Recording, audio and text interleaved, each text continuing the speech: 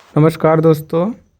आज के इस वीडियो में हम बात करने वाले हैं northern coalfield limited online recruitment form process के बारे में। देखिए, इस डिपार्टमेंट में वैकेंसी आई है डिप्लोमा और हायर डिग्री होल्डर के लिए। तो यहाँ पे आप मल्टीपल पोस्ट के लिए अप्लाई कर सकते हैं फॉर्म। तो मैं इस वीडियो में आप सभी को स्टेप बाय स्टेप बताने वाला है फॉर्म को कैसे भरना है। तो आप इस वीडियो को पूरा लास्ट तक जरूर देखिएगा ताकि आपसे कोई इंपॉर्टेंट पार्ट मिस ना हो जाए।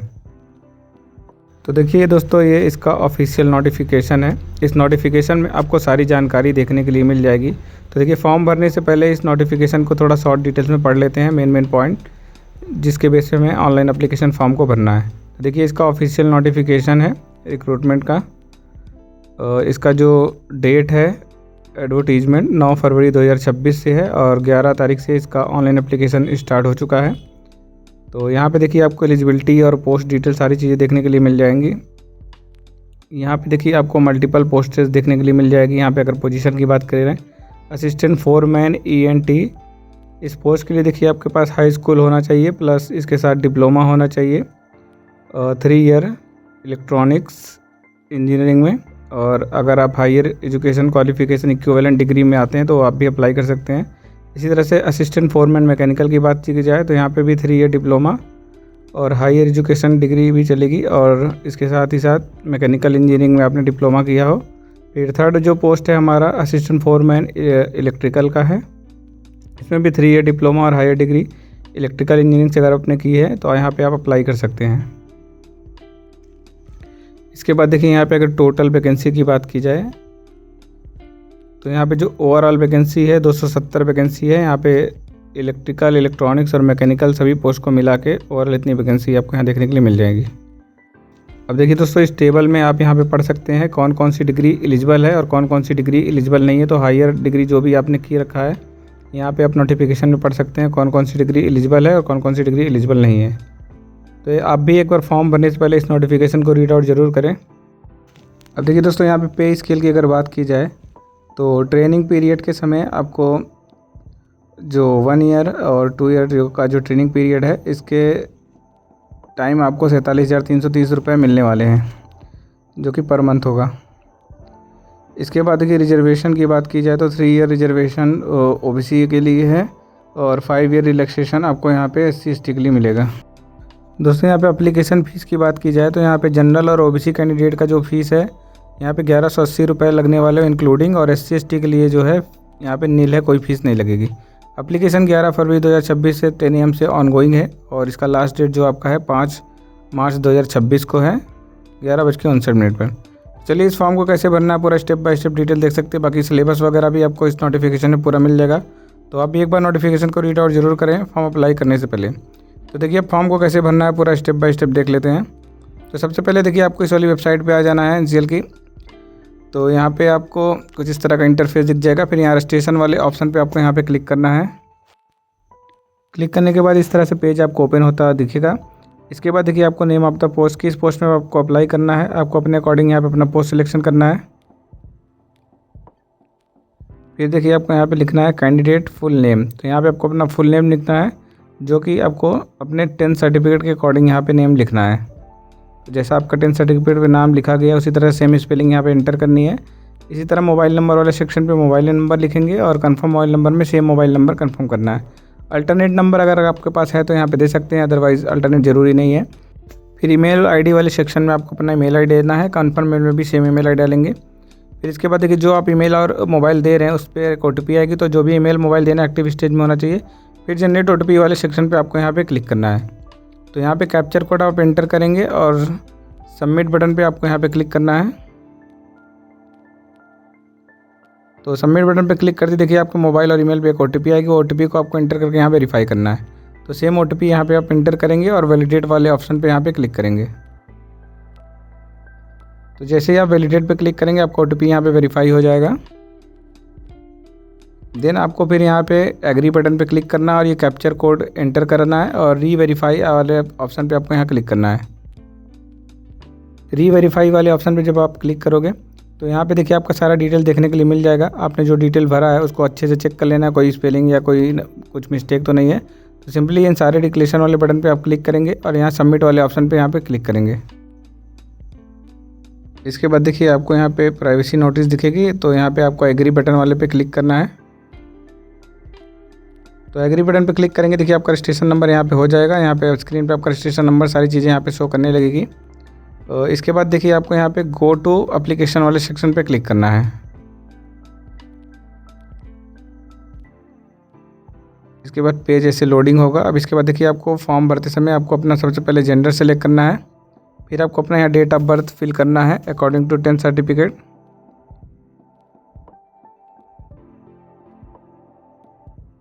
तो जैसे ही आप डेट ऑफ बर्थ लिखेंगे तो यहाँ पे एज एज 5/3/2026 से आपका एज काउंटिंग हो जाएगा। यहाँ पे आपका डेट मंथ ईयर लिख के शो करने लगेगा। फिर कैटेगरी वाले ऑप्शन में आपको अपना कैटेगरी सेलेक्ट करना है। जो भी कैटेगरी से आप अप्लाई करना चाह रहे हैं आप अपने अकॉर्डिंग अपना कैटेगरी सेलेक्ट करेंगे।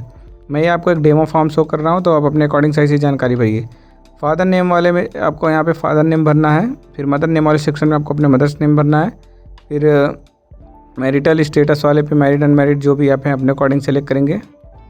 फिर इसके बाद है टेस्ट सिटी प्रेफरेंस। इसके बाद देखिए आपको यहाँ पे 6 टेस्ट सेंटर देने हैं आपको। तो यहाँ पे जो भी आपका टेस्ट सेंटर आपके नियरेस्ट हो आप अपने अकॉर्डिंग यहाँ पे अपना सारा सेंटर यहाँ पे आपको फिल करना है। सारे 6 ऑप्शन को यहाँ पे फिल करना है। तो जो भी आपका नियरेस्ट सिटी हो आप अपने अकॉर्डिंग यहाँ सेंटर सारे फिल करेंगे। इसके बाद देखिए लिख रहा है पर्सन विद डिसेबिलिटी। अगर आप हैंडीकैप में हैं या दिव्यांग है तो आप अपने अकॉर्डिंग यहाँ पे यस करेंगे। तो यहाँ पे आपको अपना टाइप ऑफ डिसेबिलिटी फिल करना है, किस टाइप का हैंडीकैप आप हैं। इसके बाद आपको परसेंटेज ऑफ वाली डिसेबिलिटी में कितना % आपका जो है सर्टिफिकेट बना है उसको यस करेंगे। सब्सक्राइबर चाहिए तो आप यस करोगे। यहाँ पे सब्सक्राइबर वाले में अगर आप अपना 1 सब्सक्राइबर चाहते हैं जो एनसीएल प्रोवाइड करता है वो सब्सक्राइबर चाहते हैं। इनके जगह हैंडीकैप में नहीं है तो इस ऑप्शन को यहाँ पे नो करेंगे। एक सर्विसमैन अगर आप हैं तो यस करेंगे। एक सर्विसमैन अगर आप हैं तो अपना सर्विस डेट और रिवीलिंग डेट ये सारी चीज़ें आपको यहाँ पे फिल करनी पड़ेगी। तो अगर आप एक सर्विसमैन में है तो यस करेंगे, अदरवाइज इस ऑप्शन को नो करेंगे। फिर इसके बाद डिपार्टमेंटल एम्प्लॉय डिटेल्स। अगर आप एनसीएल में ऑलरेडी जॉब कर रहे हैं, एम्प्लॉय हैं, तो आपको अपना यहाँ पे नेम ऑफ सब्सिडरी भरना है, करेंट डेस्टिनेशन भरना है। इसके बाद ज्वाइनिंग डेट वाले सेक्शन में आपको अपना ज्वाइनिंग डेट फिल करना है। तो ये सारी सर्विस ड्यूरेशन काउंट होकर यहाँ पे आ जाएगी। इनकेस अगर आप डिपार्टमेंटल नहीं तो ऑप्शन को यहाँ पे नो करेंगे। फिर इसके बाद अदर एम्प्लॉयमेंट डिटेल्स का। अगर आप और किसी भी डिपार्टमेंट में हैं, अदर किसी गवर्नमेंट सर्विस में, आप स्टेट या सेंट्रल गवर्नमेंट या सेमी गवर्नमेंट या पब्लिक सेक्टर एम्प्लॉय हैं तो यस करेंगे इस ऑप्शन को। यस करने के बाद आपको यहाँ पे नेम ऑफ ऑर्गेनाइजेशन का फिल करना है, किस ऑर्गेनाइजेशन में आप जॉब कर रहे हैं, करंट डेस्टिनेशन क्या है, डेट ऑफ ज्वाइनिंग क्या है, ये सारी चीज़ें आपको यहाँ पे फिल करनी पड़ेगी। अगर आप किसी भी एम्प्लॉयमेंट नहीं है तो इस ऑप्शन को यहाँ पे नो करेंगे। ये सारी चीज़ें आपको यहाँ फिल करने के बाद सेव एंड नेक्स्ट वाले ऑप्शन पे क्लिक करना है। अब देखिए नेक्स्ट ऑप्शन है करिस्पॉन्डेंस एड्रेस का। अब देखिए एड्रेस वाले सेक्शन में आपको यहाँ एड्रेस लाइन 1, एड्रेस लाइन 2 ये सारा पूरा पता आपको यहाँ फिल करना है। जो भी आपका पता है ग्राम, पोस्ट, तहसील, थाना, ब्लॉक, सारा चीज़ इस वाले एड्रेस में आपको भरना है। फिर इसके बाद आपको अपना स्टेट सेलेक्ट करना है, जो भी आपका स्टेट है। सिटी और डिस्ट्रिक्ट वाले ऑप्शन में आप अपना ज़िला सेलेक्ट करेंगे, जो भी आपका ज़िला है। इसके बाद पिन कोड वाले सेक्शन में आपको अपना पिन कोड भरना है। फिर देखिए नेक्स्ट ऑप्शन है सेम एज परमानेंट डिटेल्स। अगर आपका परमानेंट एड्रेस और पोस्टल एड्रेस सेम देना चाहते हैं तो यहाँ सेम वाले ऑप्शन पे क्लिक करेंगे। अदरवाइज अगर आप डिफरेंट एड्रेस देना चाहते हैं तो यहाँ पे नो वाले ऑप्शन पे क्लिक करके दूसरा एड्रेस भी दे सकते हैं। हमारे केस में हम सेम एड्रेस डाल रहे हैं, परमानेंट और पोस्टल, तो हम सेव वाले ऑप्शन पे क्लिक कर रहे हैं। तो सिंपली सेव एंड नेक्स्ट वाले ऑप्शन पे यहाँ पे क्लिक करेंगे। सेव करने के बाद आपका डाटा सक्सेसफुली सेव हो जाएगा। अब नेक्स्ट ऑप्शन है क्वालिफिकेशन डिटेल का। क्वालिफिकेशन डिटेल यहाँ पे देखिए आपको अपना डिग्री, डिप्लोमा और हाई स्कूल का डिटेल आपको यहाँ पे देना पड़ेगा। तो सबसे पहले आपको अपना यहाँ 10th सर्टिफिकेट का डिटेल देना है, मैट्रिकुलेशन यानी हाई स्कूल का। जिस भी बोर्ड से आपने हाई स्कूल पास किया है आपको अपना यहाँ बोर्ड का नेम डालना है पहले। इसके बाद पासिंग डेट और मंथ वाले में आपको अपना पासिंग मंथ और ईयर सेलेक्ट करना है। जिस भी ईयर आपने पास किया है वो अपने सर्टिफिकेट के अकॉर्डिंग फिल करेंगे, वहाँ सर्टिफिकेट की डेट मेंशन होती है नीचे। इसके बाद स्कूल एंड इंस्टीट्यूट नेम, जिस भी स्कूल से आपने पास किया है यहाँ पे स्कूल का नाम फिल करेंगे। फिर इसके बाद सब्जेक्ट कॉम्बिनेशन वाले में देखिए सारे सब्जेक्ट आपको फिल करने के पड़ेंगे। हाई स्कूल में आपका जितना भी सब्जेक्ट है आपको यहाँ पे एंटर करना पड़ेगा। कुछ इस तरह से मैं आपको दिखा रहा हूँ, अपने सर्टिफिकेट के अकॉर्डिंग यहाँ पे अपना फिल करेंगे। इसके बाद देखिए नेक्स्ट ऑप्शन है परसेंटेज, सीजीपीए और ग्रेड मार्क। तो आपका जो भी है, अगर आपका परसेंटेज सिस्टम है तो आप यहाँ पे मार्क ऑप्टेन और टोटल मार्क भरेंगे। सीजीपीए सिस्टम है तो ऑप्टेन सीजीपीए, टोटल सीजीपीए और परसेंटेज विद सीजीपीए, ये सारी चीज़ें आपको यहाँ मल्टीप्लाइंग फैक्टर से मल्टीप्लाई करके लिखना पड़ेगा।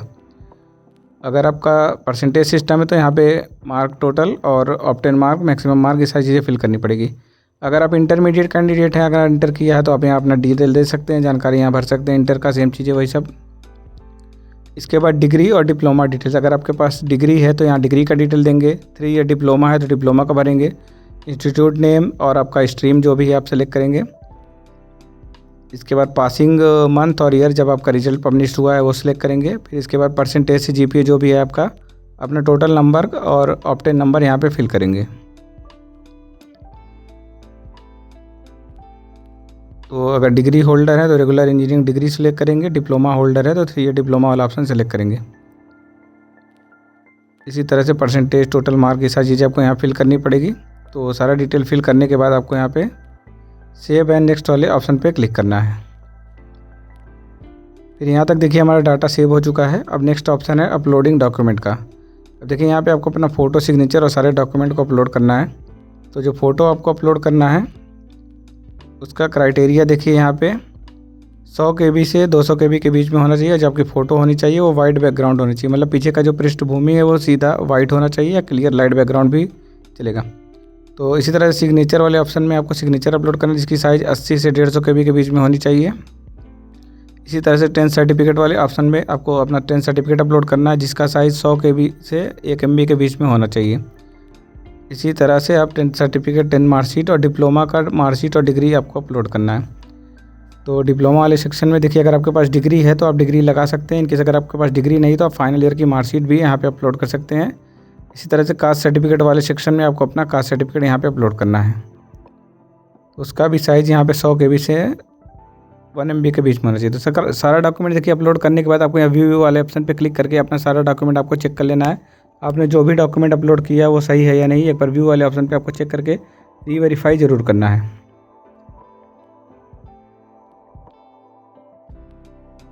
तो इसके बाद देखिए जब आप सारा डॉक्यूमेंट चेक कर लेंगे, सारे ऑप्शन पे यहाँ पे क्लिक करेंगे, आई एग्री वाले ऑप्शन पे, फिर यहाँ कैप्चर कोड इंटर करेंगे और यहाँ पे कैप्चर कोड चेक करने के बाद आपको यहाँ प्रीव्यू वाले ऑप्शन पे क्लिक करना है। प्रीव्यू वाले ऑप्शन पे जब आप चेक कर लोगे, आपने जो भी जानकारी भरी है सब सही है या नहीं है। इनकेस अगर आपको लगे कोई मिस्टेक है तो आप यहाँ बैक बटन वाले ऑप्शन पे जाके अपना डिटेल को एक बार आप फिर से एडिट करके मॉडिफाई करके सेव एंड नेक्स्ट कर लेंगे।